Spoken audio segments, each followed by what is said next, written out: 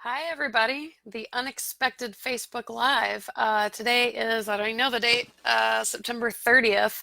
And I had originally said this was going to be canceled because I was going to be coming back from the Baltimore trip this weekend, the BRRRR+turnkeys or the BRRRRkey trip tour. I ended up coming back a day early just because we finished everything we were going to do. Hi, Manpreet. And Kishore, did I say it right? Um, but yeah, I got back a night early, so I thought we could do a last minute live. I can tell you about the trip this weekend and see if you guys have had any turnkey questions burning since when did we do this last? Couple weeks ago. Sorry, my schedule's been super wonky. And next week I actually have to be at the dentist in Mexico, so it's going to be canceled next week. Chase, awesome to see. Oh, we had talked about the trip before, and I know you ended up buying some other stuff. We missed you this weekend. Anthony, actually super stoked to have you on here. I have your email in my inbox and I'm planning to respond. Today has been a ridiculous day of catch up, but it's literally like, I've got another computer over here. It's literally at the top of my email inbox. So I'll hit you up right after we finish all of this. So I thought while people are logging on, I actually have a turnkey question that I got in an email I've got pulled up over here, so we'll get to that. But yeah, so we were on the BRRRR+turnkey property tour this weekend. We actually had quite a few people from the Facebook group. It was, as always on these kinds of trips, so cool to meet people that I've been talking to online in person. Like, I don't know what it is about, like, I never assume anyone's like a fake person, but when you actually get like one-on-one interaction, it's just cool. I don't know how to explain it. So any of you that wanted to come on the trip this weekend but didn't, or are interested in future trips, would love to have you.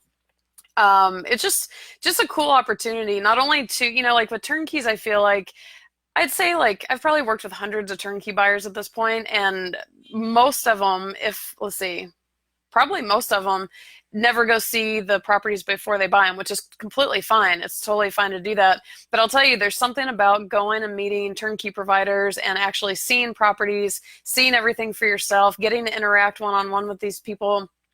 It sounds like they're another breed or something, which can be in turnkey world, but to really see that there's actually, like, I don't know a better word for it, but like there's a soul behind everything. There's a soul behind me. There's that sounds even California hippity dippity as I say it, but we're all people, and these people are real, and you're not just buying, like, when you buy a turnkey, you're buying an actual property, but to actually see like the tangible thing that you're buying, because unlike stocks where it's just kind of like send your money off and whatever, you're actually buying a thing. So many cool things about these trips. So Carl, very excited to see you on here. I was actually wondering if you would jump on, because I know we had talked about you meeting us this weekend and you had some scheduling conflicts. So it's super awesome to get to have you on here. But I was just, or we could do this. Let's see. All right, settle. I'm still a little jet lagged. All right, are we back? Okay, we're back. Yeah, jet lag and tired, and it was a long. These weekends are fun, but they're also very tiring. So anyways, the trip went awesome. We all met Friday night. We just kind of casually hung out, had some food, had some wine, got to meet everybody, just very casual early night. Saturday morning, we woke up, everyone did breakfast at the hotel, and then we gathered everyone. The turnkey provider had gotten a big bus shuttle thing. It was actually a really nice one that we all loaded up onto, and we ended up seeing, oh God, like, is it 17 properties or something? I mean, it was insane. Normally on these trips, we'll go to like the turnkey provider's office first and like meet all the players and whatever. And we actually skipped that part because we were all kind of like, I mean, if people want to see the office, we could arrange that, but like it's kind of all about the properties. And we knew they had a lot. The turnkey providers actually looked, I think they shopped like 50 to 70 properties last week, trying to figure out which one's the best ones they wanted to show everybody. So they came up with 17 of their best ones, and we took this little bus all around Baltimore, and quite a few of them we just had to do drive-bys. Either there were tenants in them or we for some reason couldn't get in the house, but there were quite a few both pre-rehab and post-rehab that we could see, which was cool. We got to see different areas of town, really get a feel for what was going on. Hi, Mark. And so in general, I think most people have probably heard what this BRRRR plus turnkey thing is. And I also want to be very clear that my intention is not to make the Facebook page about the BRRRR model of turnkeys. I really do want to focus on standard turnkeys. I feel like that's what most people are really kind of wanting to learn about. Newer investors, maybe not as much capital, but since the trip just happened this weekend, I'm going to throw a little emphasis on this model. So just as a recap of what this model is with a standard turnkey, the turnkey provider goes and finds the property, the distressed property, they buy the distressed property with their money, they rehab the property with their money, they place tenants, and they have property managers on standby to manage the property once you buy it. Hey, Drew. Hi back, Mark. It's always entertaining for me to actually have like two-way conversations. Really fun. So standard turnkey, you as the investor are not putting any money down until you've been able to verify everything. So the turnkey provider is essentially the one at risk because it's all their money while all these things are going on. And when you're rehabbing, when you're doing all these things, that's really where the risk is, because you don't have tenants in, you don't know exactly how much they're going to pay, you don't know exactly how much the rehab's going to cost, on and on and on. So that's the standard turnkey model. The BRRRR plus turnkey model, which I told everybody on the trip this weekend, I was like, if somebody can come up with a better acronym, first of all for BRRRR, but then BRRRR plus turnkey, we decided to coin it the boomerang method, because you kind of throw your money out and then it comes back at you. So we're thinking we might see if we can make that a thing. It's easier to say than BRRRR plus turnkey. But with this model, instead of the provider using their money to buy the distressed property and fund the rehab, you, the investor, are doing that. You're funding it. But that's the BRRRR part of it. The turnkey part of it is you're funding it, but the turnkey provider is still doing all the work, just like they would have on a normal turnkey property. So on one hand, this is a lot riskier, but the upside about this, which is especially beneficial in today's market, where if you buy a standard turnkey just about anywhere, there's really not a lot of appreciation expected anywhere. So on a turnkey, as most of you know, you're going to be paying market value ballpark for the turnkey.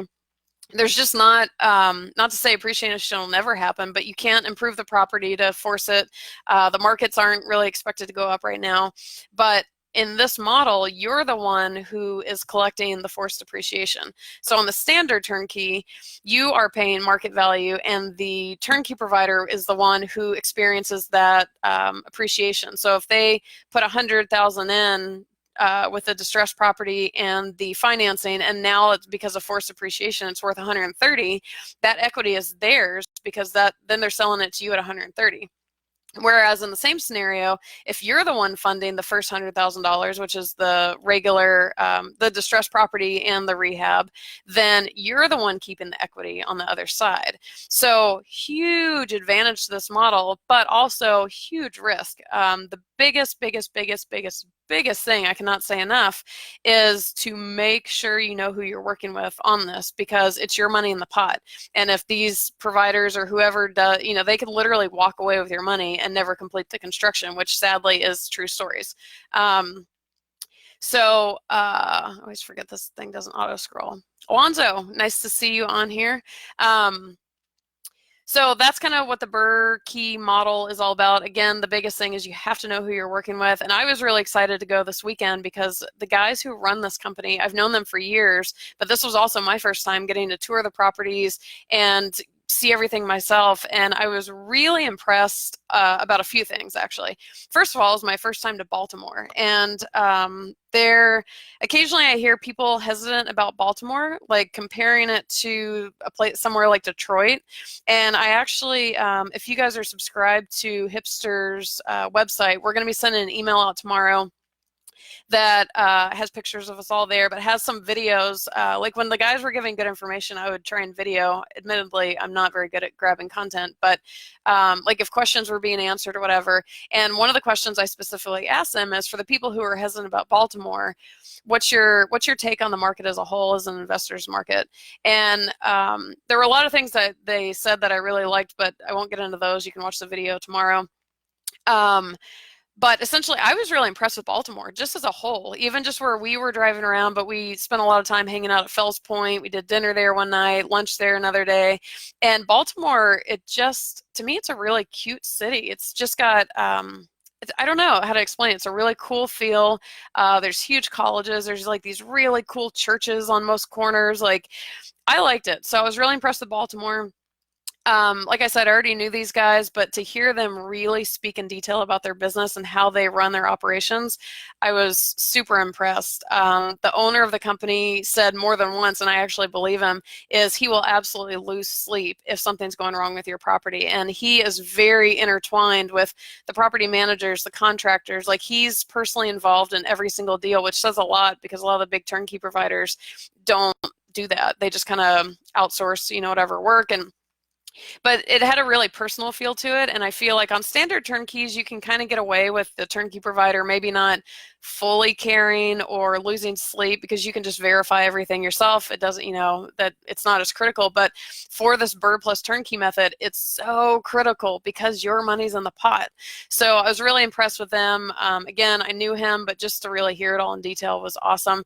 And then the big thing was these properties in general. I mean, most of these were at like 9 and 10 plus cap rates, which I don't care where you look. You're not gonna, there's no other turnkey, at least standard turnkeys that, I mean, you're gonna, on a good day, maybe find 9%, but that's really stretching it. Like, you're really gonna max out about 8%. So not only are you looking at some of the highest cap rates in the country, as far as I know, but you also have this ability to force that appreciation. And I just don't know, other markets that really offer that. And Baltimore itself is not, the general property prices are not back yet to the pre-recession prices. So like where prices were in Baltimore before the 2008 crash, they currently aren't that high again, which means or suggests that there's a lot more room to grow. And Baltimore as a city is growing quite a bit, I have to say. So overall, the trip was awesome. Like I said, one of my favorite parts was just meeting a lot of you guys in person. I'm sure we'll probably do more of these trips. What else can I say about that? But yeah, if you have any questions about the BRRRR+turnkeys or any of that, just shoot me an email, Allie@hipsterinvestments.com, ALI, or you can post it on the Facebook group, either way. So thinking about going back to turnkey questions. So shoot me over any questions you have. Since we did the last Facebook Live, we have had a lot of new members. So I'm hoping there's a lot of new members with questions that they are wanting answered about turnkeys. If you don't have a specific question, shoot a message on here of like, what's your experience? Excuse me. Do you have any experience with turnkeys? What's your interest in turnkeys? Why'd you join the group? Let us know, so we'll have a conversation. So to get it started, let's see, is Marcelo on here? Marcelo had sent me a message earlier. It doesn't look like he's on here. So Marcelo, if you get this, I'll still email you back. But we're going to use your question as a kind of get started here. So Marcelo wrote, what's the name of the game? Actually, I didn't even ask if you cared if I shared your question. So if you mind, I apologize. But I thought it was a really good question and one that I wanted to answer for everybody. So his question was, what's the name of the game when purchasing turnkey properties? Finance as much as possible to ease the tied up cash or try to purchase all cash. He mentioned an example we had for sale on our site. Says the question is, should I even, in thinking of purchasing all cash, should I even try to do that, or should I finance as much as possible without the NOI going under 350? So basically the way I hear this question is, should you finance your turnkeys or pay all cash? I would say that my number one answer about this, and this really goes for any real estate, this isn't just turnkey specific. Wait, is that accurate? I may think of specifics for turnkeys on this. I feel like there might be some room for that. But real estate in general, finance or pay cash. My biggest answer to this, regardless of anything else, is do what is most comfortable for you. I'll tell you that I'm on the end of financing, leveraging as much as possible because I know how much higher the returns are in that case. Plus, if I leverage everything I have, I can actually buy more properties. I can give you an example in a second of kind of how the numbers work out. But I'm also very comfortable with leveraging. It doesn't scare me, or as long as I know that I'm doing it fairly intelligently and not just getting some crazy loan or setting myself up without really knowing what I'm doing, I'm 100% comfortable with it. Not everybody is. So if in any way leveraging makes you uncomfortable, not worth it. I don't care if the returns are like 10 times higher, but if you're going to lose any sleep at night, just pay cash. With that said, money-wise, numbers-wise, if you actually break it down in a spreadsheet, assuming you're buying good properties, meaning the numbers work out, you're not just buying any random property on the street or getting any average loan that is available to you, your returns are going to be much higher on a financed property. So with the exception of if you put less than 20% down and you have PMI, then you're going to private mortgage insurance, which is an additional monthly expense that can mess up your cash flow. But assuming you put 20% down and you leverage, I should have actually pulled up an actual example. Oh man, I should have. So if I can remember off the top of my head, if you take like $100,000 property and you put 20% down, so $20,000, when you actually run, so you're looking at cash on cash equations for this. So it's a cap rate is equivalent to the cash on cash in an all cash purchase. But if you finance, because cap rates don't take into account any financing. So then if you take the cash on cash equation, which does account for financing, you can actually see the difference in the returns. So if you run the cash on cash equation for an all cash purchase versus a financed purchase, that alone is going to let you see the difference in your percentage return, and it's going to show you how much higher the financed purchase, the higher the returns on the financed purchase are.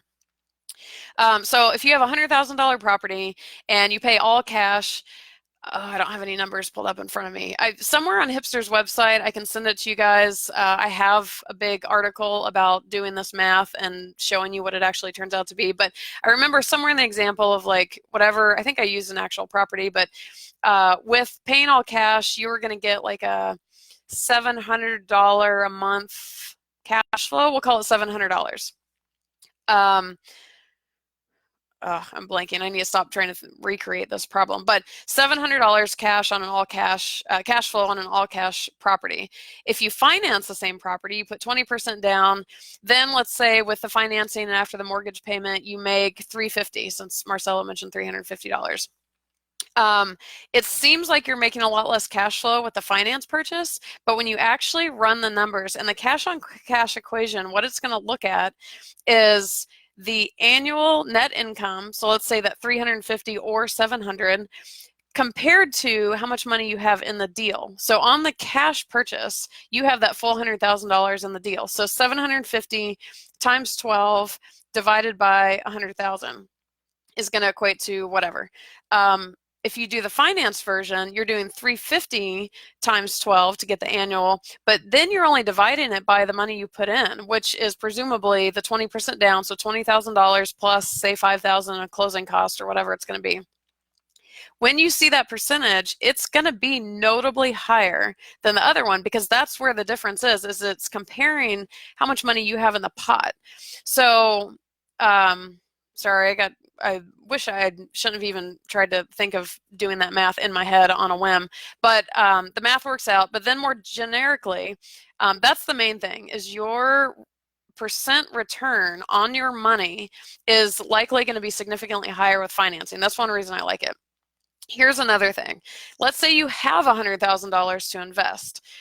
If you pay all cash for a $100,000 property, you're out of cash. So you have this one property with $100,000 in it. Or if you want to finance, let's ignore closing costs for a minute because it'll mess up my math. But let's say you still have $100,000, but you finance, so you're going to put 20% down into however many properties. Let's call it $20,000. You'll have 5 sets of $20,000 for the same $100,000 that you would have put into the all cash property. So you can buy one property with $100,000 of your cash, or you can buy 5 properties with $100,000 of your cash when you finance it. So now you have a portfolio of 5 properties versus 1 property. And some advantages of that is, I think I've talked before about the 5 profit centers of a rental property: cash flow appreciation, tax benefits, equity build via the mortgage paydown, and hedging against inflation. Now, So we're looking at cash flow at this point because that's what most people are looking at. So you're making X amount of cash flow on the cash property, X amount on the 5 properties.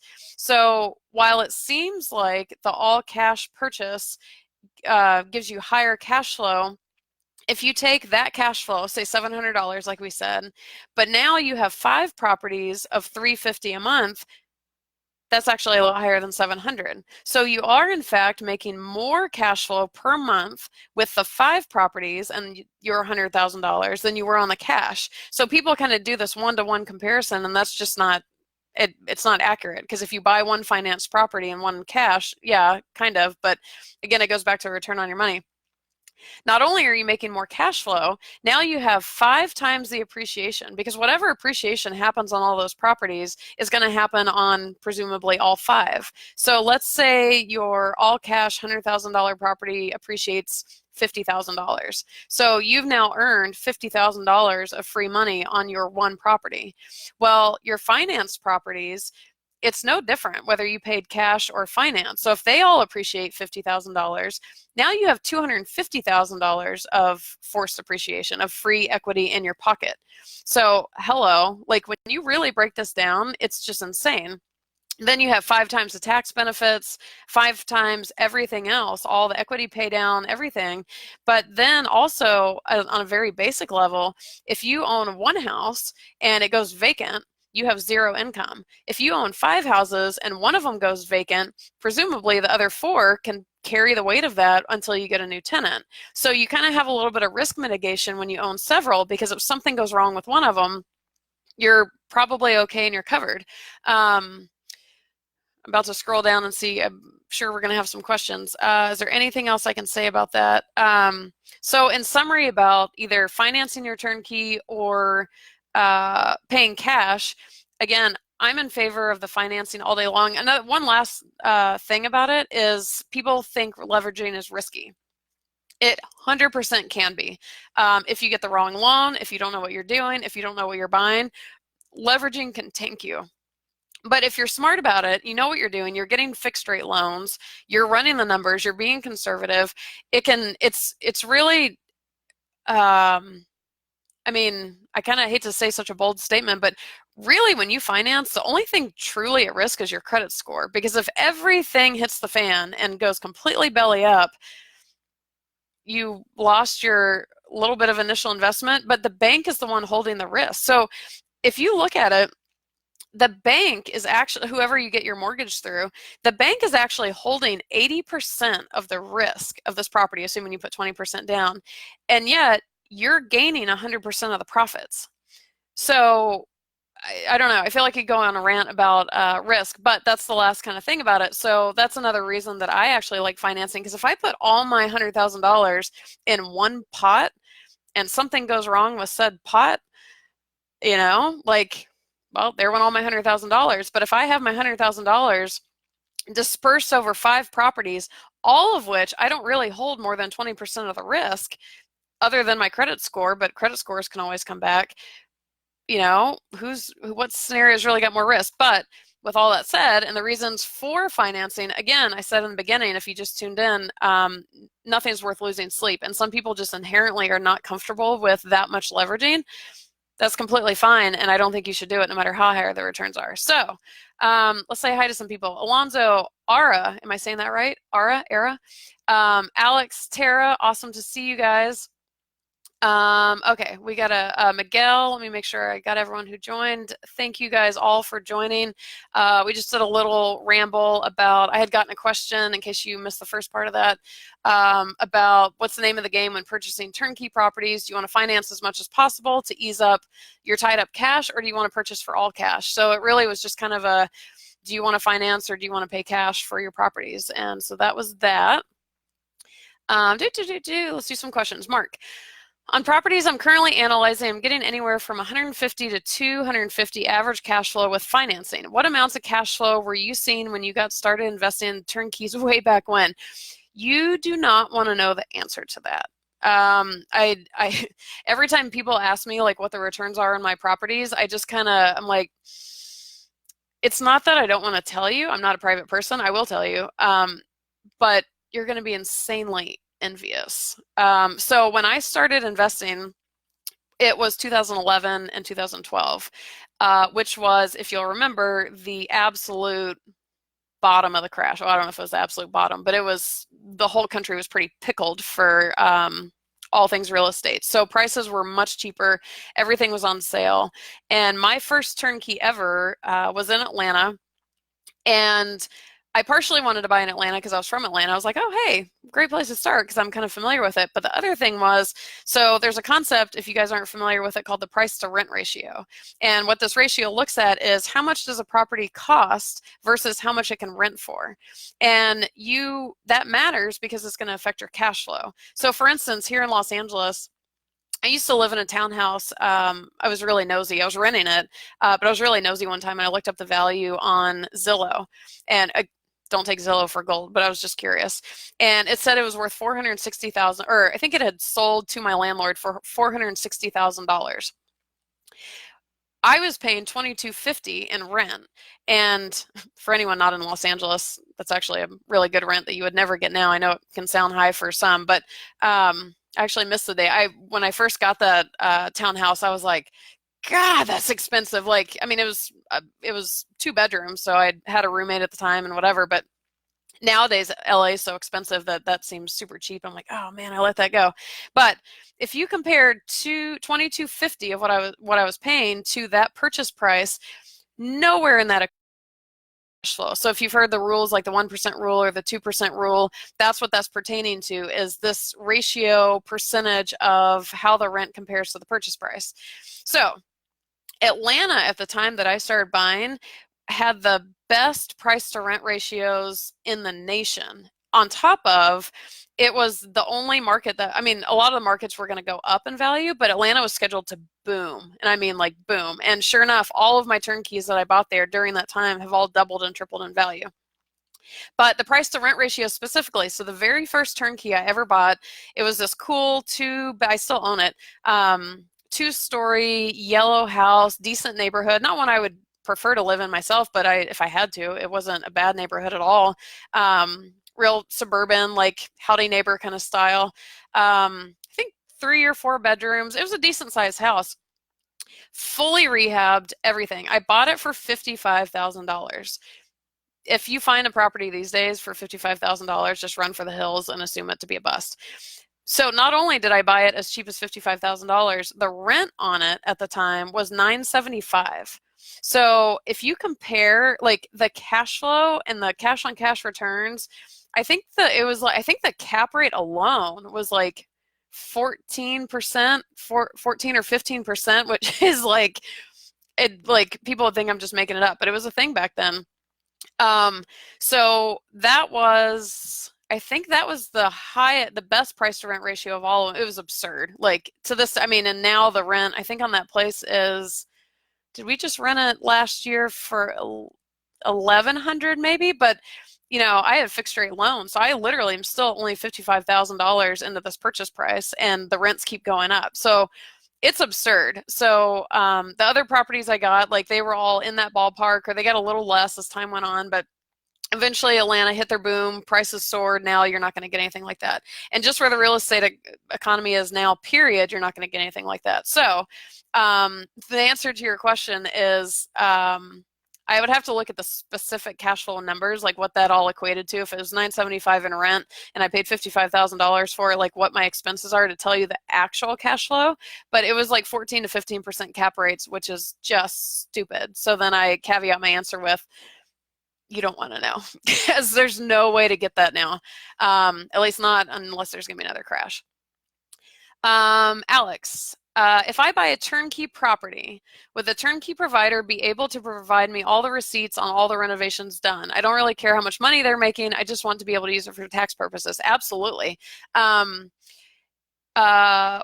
so on a standard turnkey, as far as the tax purposes go, don't quote me on this because taxes are not totally my strong suit.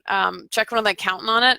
But when you buy a turnkey, let's say you buy it for $100,000 and the rehab's already been done and that was done on their dime, it's not really going to impact your taxes or even be reported on your taxes. All that's going to show up on your taxes is you bought a property for $100,000 and then whatever expenses were associated with that. But that rehab would not be part of that. Now, if you're doing the BRRRR+ turnkey, that would be another story, and you'd want to double check with your accountant of how to report all of those things, because in that payment that you make to the turnkey provider, part of it's for the distressed property, so you are actually buying a property, but then part of it's for rehab, and I would assume all of those are direct expenses regardless of the fact that the turnkey provider is doing it. I'm not sure, check with your accountant, but to answer your more general question, 100%. If you want, most turnkey providers, well, I'm about to mix up BRRRR+turnkey and standard turnkey. Standard turnkey providers, if you want a copy of the scope of work and everything they did for the rehab, you can 100% ask for it. I don't know that they always just offer it up, just because ultimately it doesn't really matter. Like, what matters is what shows up on the property inspection, what condition it's in, blah, blah, blah. But if you want to know that information, absolutely, you can ask. As far as the receipts, I don't know what organization they use necessarily as far as, like, do they have a stack of Home Depot receipts? I don't know. Like, they have agreements with their contractors and stuff, so I don't know how spelled out everything is. I don't know. But you can absolutely ask, and there's no reason that they should say no. It's totally your right to do all that during your due diligence period, and it's certainly a good question to ask. For the BRRRR+turnkey model, I know the provider this weekend on the tour was speaking, somebody was asking about construction, rehab, and all that, and they said they 100% first tell you a list of everything they're planning to do, and then they break it all out for you. They keep you posted on everything, like it's all mapped out. So absolutely, the scope of work on rehabs and all that is either, yes, available and you can ask for it, or it's going to be handed to you, especially with the BRRRR model, because you're the one funding that rehab. So yeah, absolutely. And I would say for anyone watching any of the turnkey stuff, and this is part of your due diligence period, is ask the providers for anything. Like, don't be shy with them. I mean, don't completely overwhelm them and just bombard them for no reason. We've had people do that. But yeah, any documents pertaining to the, I was about to say the livelihood of your investment. I think that could be accurate. Anything pertaining to your property and your investment specifically, tenant lease agreements, property management agreements, scopes of work, whatever paperwork is available on this property, 100% you're right, and no one's going to look at you weird if you ask for it. Anthony, is the Baltimore market the only place to find these BRRRR+turnkey opportunities, or is the reputation of the Baltimore group superior to others doing this? I'd like whatever info you have on the Baltimore properties, please. Definitely. I'll shoot you back an email and get you connected. We had chatted a little bit this weekend, excuse me. I'm looking at your site, or is the reputation of the Baltimore group superior? Oh, okay. I read that wrong. I thought, for some reason, I thought you were asking about the city and why those people are in that city. That's not your question. So, the Baltimore market is likely not the only place you can find the BRRRR+turnkey model. First of all, this provider in particular does Baltimore and Philly. It is 100% not ABC properties for anyone who is who knows about those, or they are also in Philly and Baltimore. This is a completely separate company for several reasons that I will not go into on any live airing, but they do have Philly and Baltimore. As far as I understand, there are a lot of turnkey providers who are going to offer to do this model for you, even if it's not their standard thing, because here's why it's beneficial for them. If you think of how a flipper works, let's say a flipper has a lump sum of money, they put this money into a property, they do all the work, they flip the property, now they have this lump sum of money plus whatever they made on that deal. Now they have a new lump sum of money. They do the same thing, they do it again, adds a little to the pot. The BRRRR+turnkey people also, basically they're flippers, so flippers only have so much of their own money. And so if you're willing to fund their work, essentially, which is the property and the rehab, like if you're able to kind of release them from using their own funds, I can't imagine a turnkey provider under the sun who's not going to take you up on that. And I have heard of standard turnkey people offering that to people, and for the benefits of getting that forced appreciation. So I have no doubt that these options are not available in several markets. I don't know of any that are advertised, to be honest with you. It seems like I've heard of some over the years, but I would have to, I don't know names of companies. Like the only named companies I know that do this are Baltimore and Philadelphia. Um,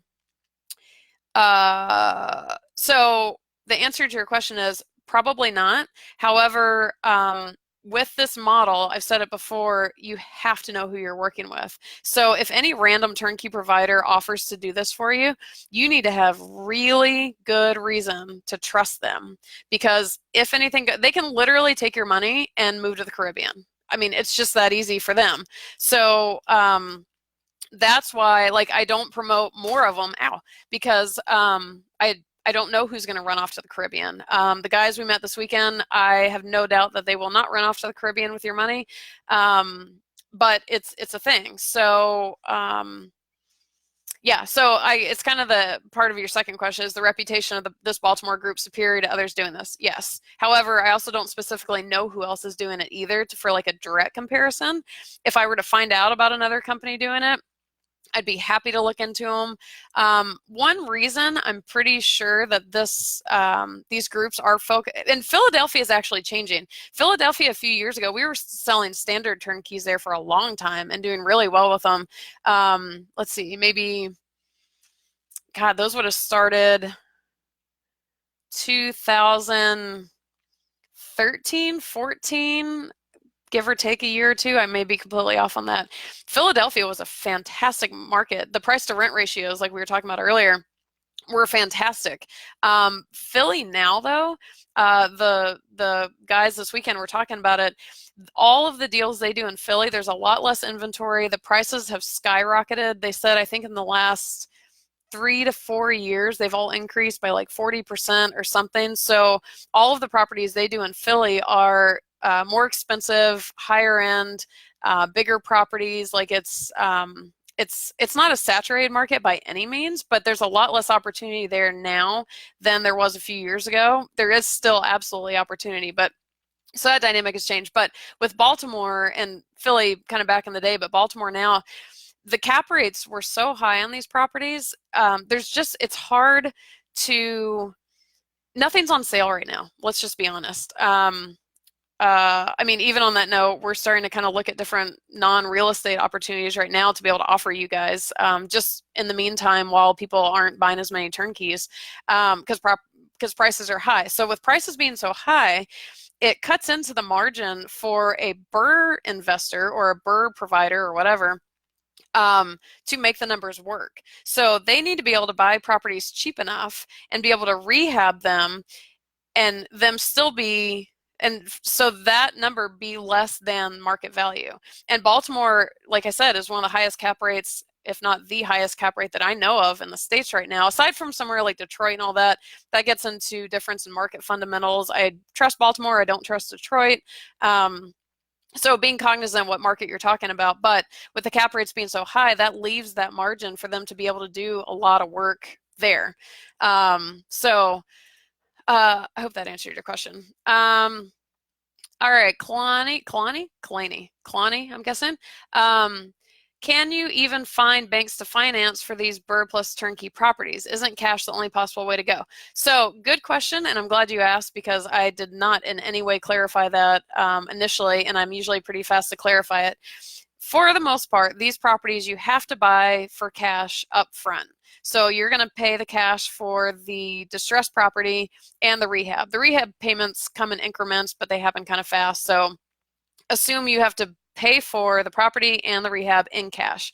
At the 6-month mark, and this is really the point of them, at the 6-month mark, you can do a cash out refinance. So essentially you're just pulling out a mortgage on the property, but it's after you've bought everything. So yes, you have to have cash up front, but then after 6 months, hopefully in theory, everything goes right, you should be able to pull all of that, or whatever amount of that, back out. So you end up with a financed property. There are absolutely lenders to help you do that. They're set up with quite a few. They work with local banks. They work with kind of whoever. They have a handful that really help them make these happen for their investors. One of the questions that came up this weekend is, could you do a hard money loan? So if these rehabs are only taking, say, 30 to 60 days, could you as the investor take out a hard money loan for that amount use that money to pay them, and then at the 6-month mark, when you get all your money back, pay back your hard money loan. Yes, you could do that, but it's, in my opinion and other people's opinions, it's insanely risky. Because if anything goes wrong, or the provider runs off to the moves to the Caribbean with all your money, you're now on the hook for this hard money loan with a probably pretty high interest rate. And that's another thing you have to look at, is what's the interest rate? Like, what does that do to your overall numbers? And the providers this weekend, because a couple of people proposed using hard money loans, and they said, we're not completely opposed to it, and it's really nothing on the provider. Like, they're not really at risk for it, but it's so, I don't want to say it's so potentially dangerous for the investors that they don't want them to use it, because that suggests that they may run off to the Caribbean with your money, which is not at all the case, but it just sets up, I don't know. Basically, everyone in the equation is not super excited about the thought of using hard money to fund that first part of it, just because it's just kind of not the smartest move, maybe, but if you develop a relationship with them, you get in some kind of swing of things, maybe you can make it work down the road. But yeah, they do have lenders who will help you with a cash out refi, but yes, cash is required up front. So these are high dollar investments. I mean, you're looking, I think the cheapest thing I saw was like $75,000, and that was actually not a BRRRR property. That was something with tenants already in it. You're basically buying the property straight up, but no financing allowed.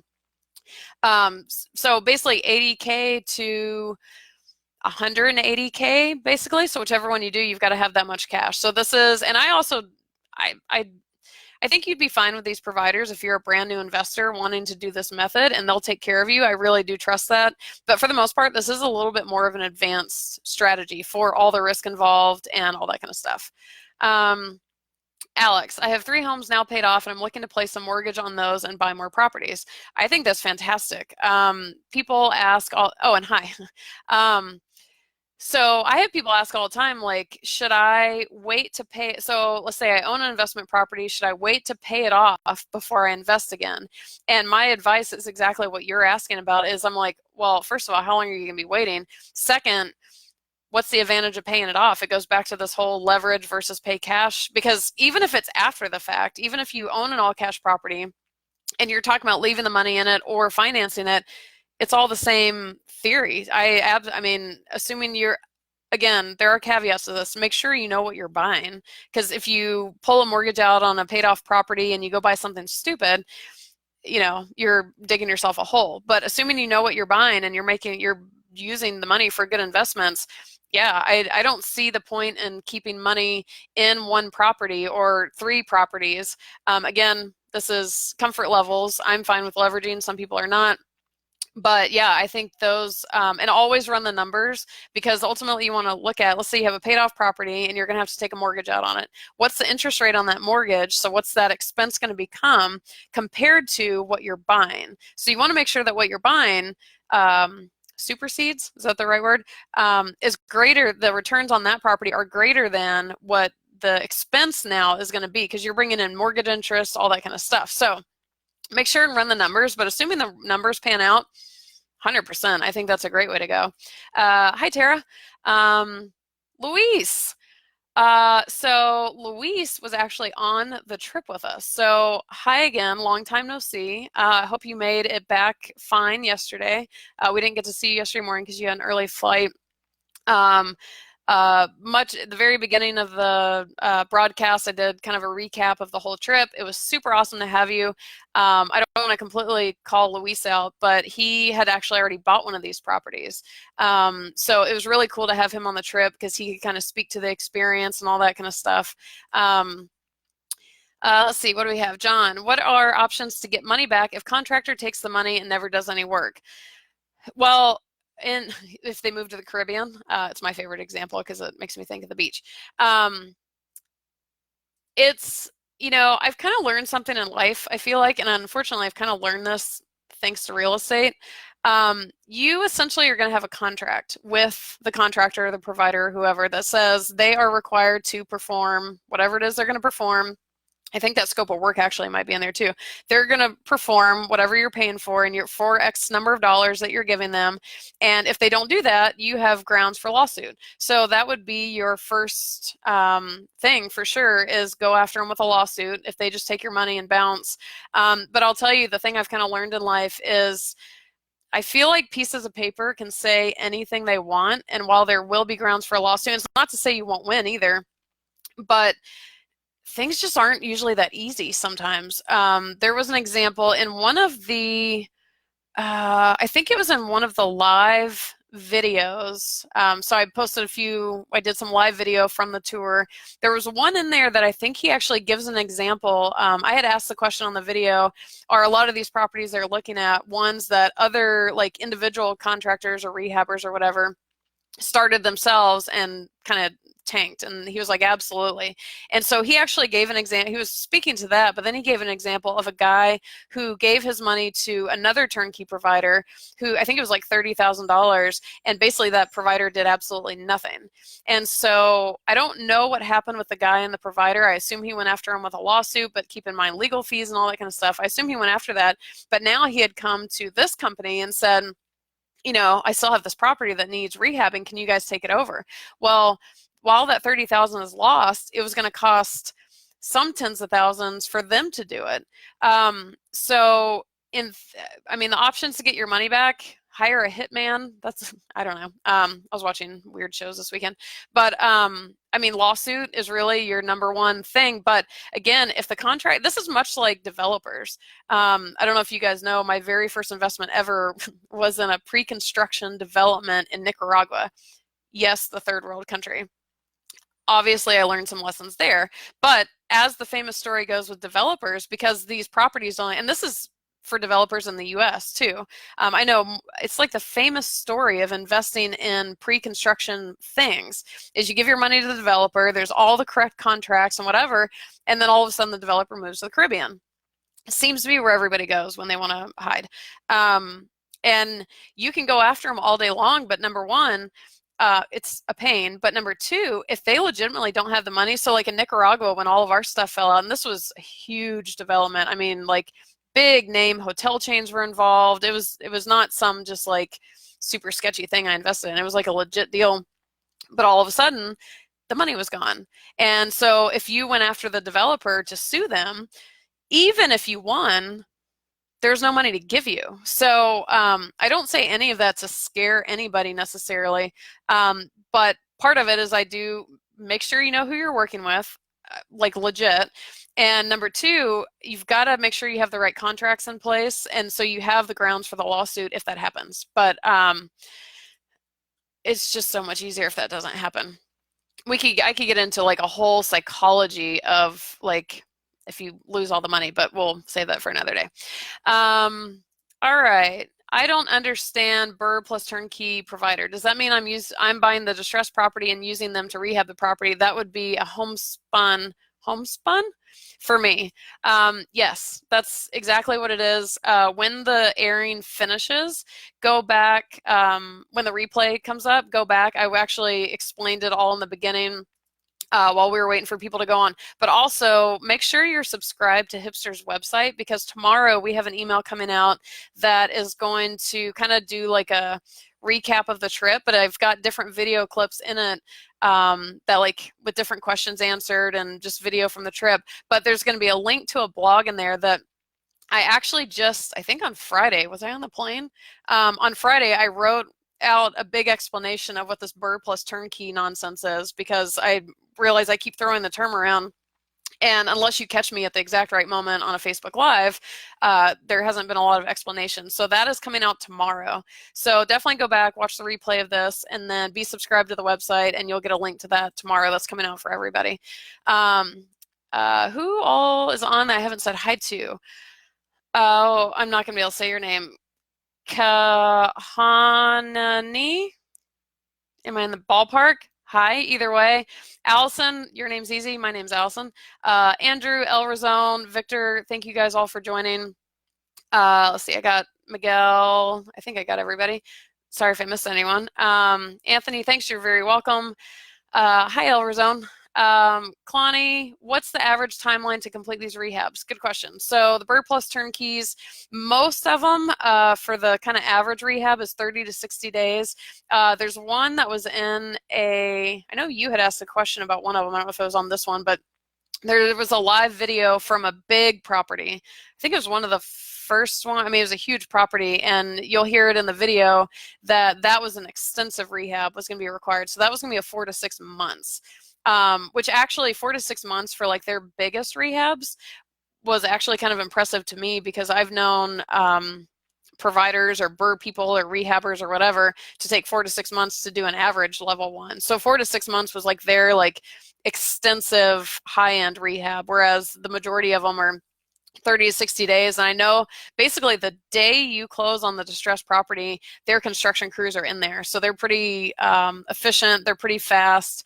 Yeah. So let's see, what do we have? Anyone else have questions? We have about 10 minutes left. We can always stop early if you guys are done with your stuff, but shoot me over any questions you have. Let's see, I want to make sure I don't have any lingering around here that I could tell you. One day when I do live videos or videos period, I'm going to remember to hold my phone sideways, because I'm looking at, I see these live videos and it's got like the margins on the, I don't know. Everyone keeps telling me to not hold my phone lengthwise, and I keep forgetting. I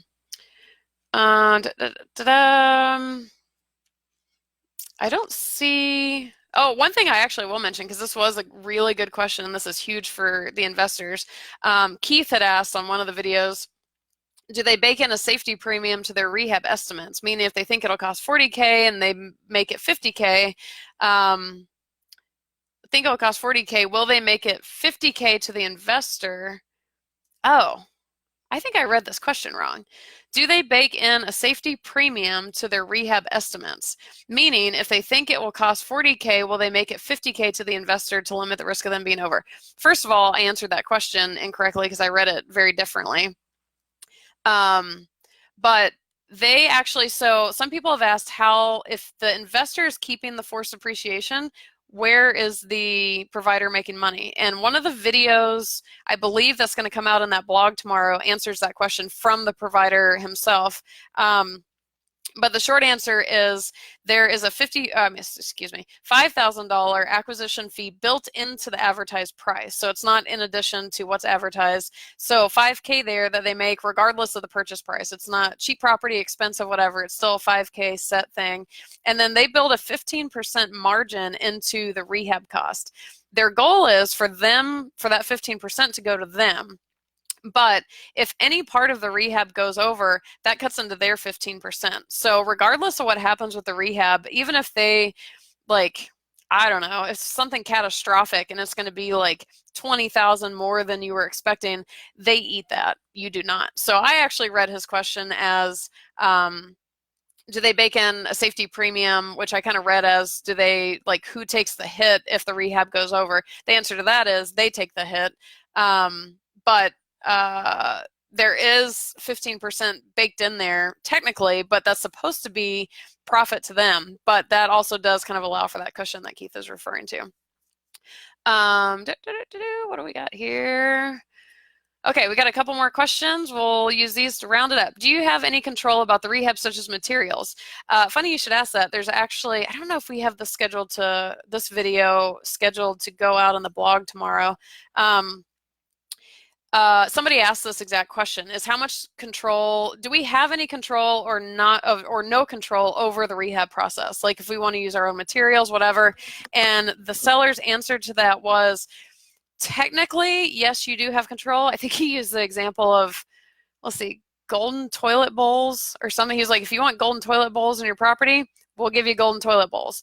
But what they really do is they try to encourage you to consider, first of all, you're not going to be living in this house. And so maybe you don't want to invest in golden toilet bowls. Another thing that they'll actually consult with you on, he gave an example of the possibility in some properties of adding a half bath. And let's say that adding this half bath is going to cost you, the investor, $5,000 more for the rehab. But if adding that half bath changes the comps, because when you have more bathrooms, you're going to be comped. The comparables are going to be higher end, more expensive properties.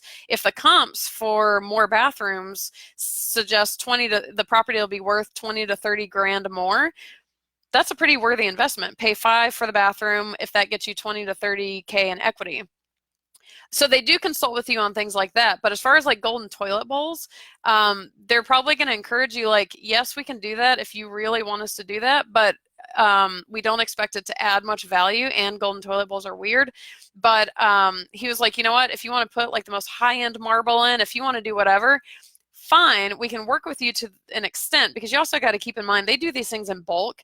So they're using the same products in most of the properties, like paint, carpets, whatever. So because that allows them to then buy in bulk. So it's like the difference in shopping in Costco versus Walmart or something, where you can buy the same carpet for cheaper per square foot if you buy a lot of it. So that helps keep their costs down. So if suddenly you want all sorts of different materials than what they have, number one, is probably going to be more expensive, and number two, it's going to kind of mess up the flow of their crews, but they can accommodate it. But part of that is, number one, so being cognizant of how much that's going to mess them up and what's the benefit of it. And then as far as the benefit goes, he said that they will kind of discuss with you, and again, it's your say at the end of the day, but they'll discuss with you whether those materials are really going to make much of a difference. Because if it's not going to increase the equity of your house and you're not going to get better rent from tenants, do you really want to do it with the risk of, it's a rental property, it could get messed up later. So I think his exact answer was yes and no. Technically, yes, you do have control over the materials and other decisions, but then you also kind of want to limit yourself on that. But yeah, you absolutely get to participate in that process if you would like to. Alex, you're going to message me on the side. Totally cool. I really want to do a BRRRR, but I think the BRRRR+turnkey is a great deal for me. I'll have about 120K. Do you think that is enough? Absolutely, for sure. I would say of the properties I saw this weekend, I'm trying to think. Oh man, I have a folder somewhere we had a whole property packet. So it was actually kind of cool the way they set it up. Each property that we went to, they had pre-printed a sheet with the picture of that property and all of the numbers. So if I've sent you guys any of the BRRRR+turnkey numbers, you'll have seen this sheet. But it has like the total investment cost, what the rehab is versus the distressed property, what it's going to rent for, what are the comps, blah, blah, blah. So it was really helpful. But I'm trying to think of those. So there was one property that I was obsessed with. I don't know why I like this property so much. It was one of the last ones we saw, and that one was, I think all in was going to be 99,000 or 100. But I'd say the sweet spot for all the properties we saw were, I'd say 90 to 120, but I'd say the greatest number of really good ones were probably right around 100K. So yeah, 120K would get you something super awesome for sure. But yeah, message me, we'll talk more. So I think, unless anyone has any burning questions, we've got about 2 minutes left. So I'll just kind of round this off with, I said it earlier in the broadcast, but I do want to make it clear to everyone that my intention is not to make all of our discussions in the Facebook group or even the Facebook Lives about the BRRRR+turnkey. There's going to be a lot fewer of you that are probably interested in that model. There's a lot of brand new investors in the group, and I really want to speak to standard turnkeys. And I know over the last couple months, the BRRRR+turnkeys have come up a lot because it kind of just started happening, and then we just got inventories, and then this trip got planned. So we've been talking about the trip. Now the trip just happened, so we're still talking about the trip. So yeah, BRRRR+turnkeys, super awesome. Reach out with any questions, but let's not all forget about the standard turnkeys, because those are probably why most of us are here. And I do want to answer your questions about those. Those are actually all I've invested in myself so far. They're what more of my experience is with, but yeah, so keep inviting your friends. We will keep talking about standard turnkeys. I'm actually tonight going to plan out, I need to come up with our weekly helpful tips for the Monday, Wednesday, Friday post. So if you guys have any suggestions or preferences or whatever on the, so if you haven't been in the group long, every Monday, Wednesday, Friday, we send something out. I think recently it's been different blog articles. I did kind of make Friday a fun one just because we should all smile and laugh at some point. I don't remember, oh, like Motivation Monday or something, I don't, or let's see, Make It Happen Monday. So I've been trying to change the theme up every month, and I'm going to sit down tonight and try and map out all sorts of posts for, what month are we in? October. My calendar's over here. So shoot me messages with what you guys want to learn more about. Do you want to see numbers? Do you want to see properties? Do you want more blogs? What would help you? So I can take that into account for the planning for October, the Monday, Wednesday, Friday, helpful hints. Cool. Everyone's pretty much saying goodbye. One last one. Are these BC neighborhoods of Baltimore or CD in general? The answer to that is probably more BC. They don't do war zones. They don't do the drug infested places. They don't do anywhere dangerous for a very specific reason. They don't do that because nobody wants to deal with that. So C's, yeah, maybe C to upper end of C, definitely not D. And again, that's always kind of a relative thing, but you guys are all very welcome. A lot of you said thanks. Yeah, so shoot me messages. What do you guys want to know about for October? Shoot me questions. Let's get back to standard turnkey talk. And like I said, be subscribed to Hipster's website because our blog with all the trip kind of recaps and videos and all that kind of stuff will show up there. All right, so I will talk. So again, no Facebook Live next Monday. I will be at the dentist in Mexico. I wish I had a better excuse, and believe me, I would rather be here than the dentist, but it's also an excuse to go to Mexico. So then we'll be back the 15th. Is that the following Monday? We'll be back then for sure. And again, you can stay in touch anytime. All right, you guys have a great week, and we'll talk soon.